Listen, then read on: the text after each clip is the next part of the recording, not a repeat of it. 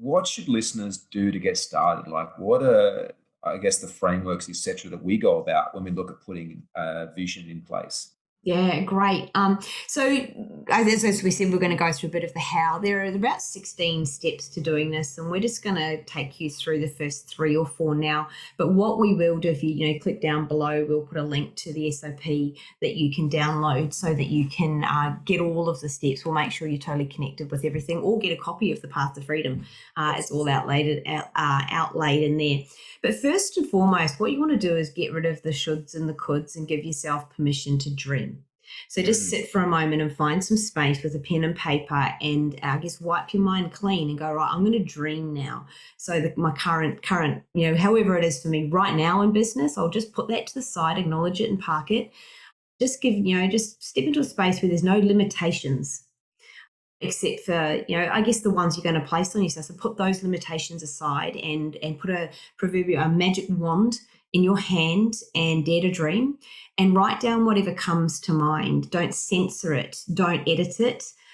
If you're choosing to type it, allow those red squiggles to rule the route, to delete the typos, everything. There's no right or wrongs, and anything is possible in this moment.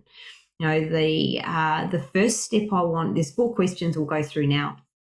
So this is when you're dreaming. So the first one I want you to write down is, what would you like?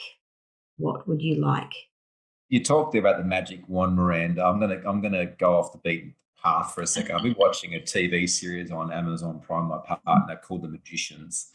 And it's all about these kids that grown up with these somewhat natural magical abilities, and they're all about to get accepted into Yale and college. And then next thing they know, they find themselves in this portal where they've been accepted into like this magic school that exists only for magicians and invite only. And long story short, one thing that I've been noticing, first and foremost, I'm like, how cool would it be if magic actually exists and the ability to cast spells and do some of the stuff they do? And they find themselves often in a lot of trouble as well, casting the wrong spells.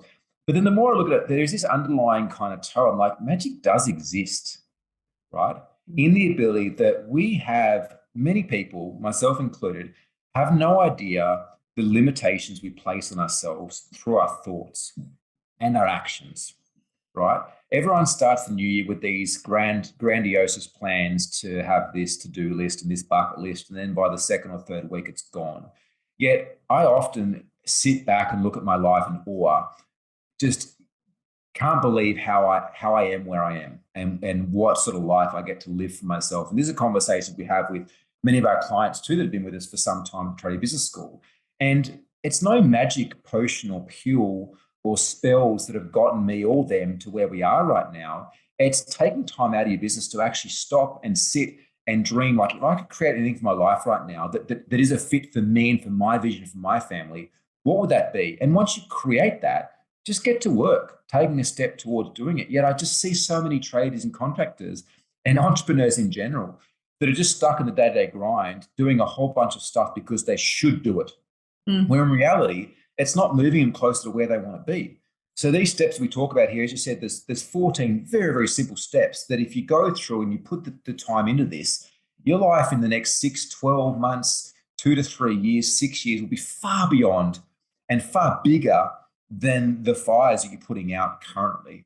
And, we said we'd share a couple of them here, but really the work starts with you getting off this episode, getting a copy of The Path to Freedom, maybe joining the Tradie Business School program that we have so we can keep you accountable and go through the step by step. But essentially it starts with the very first question, like, what do you want? Like, if there's no limitations, like, what do you actually want? And I then follow that up with, well, what would having that do for you?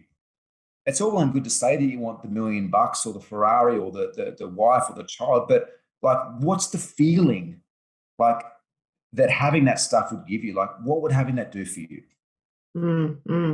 It's such a powerful question, that one. You think back to when we talked about the money trap, and that's where you start getting into exploring. If I have the money, what would that do for me? What would the experience be? What would that feel like? And sit in that.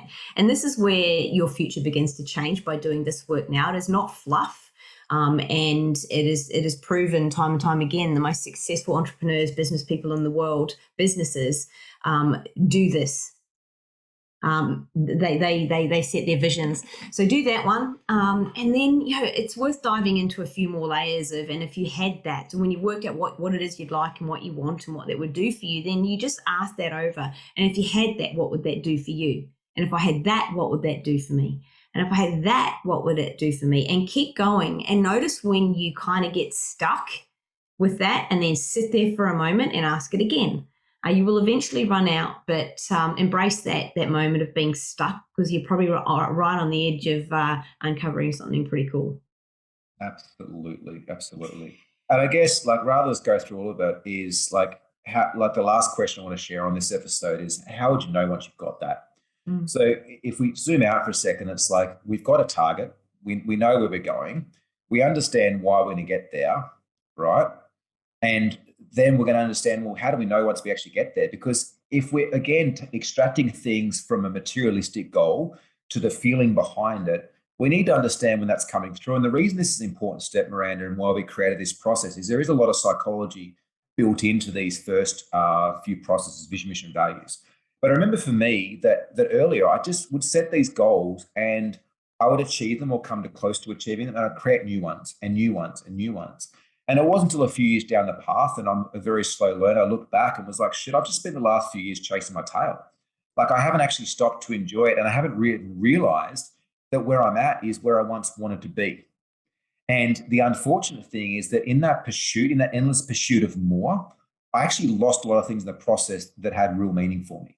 And in the earlier days, that was a relationship with my partner, that was a relationship with my kids. And that's not the case now. But this is why we build these in as the first few steps, to understand, well, what do we want?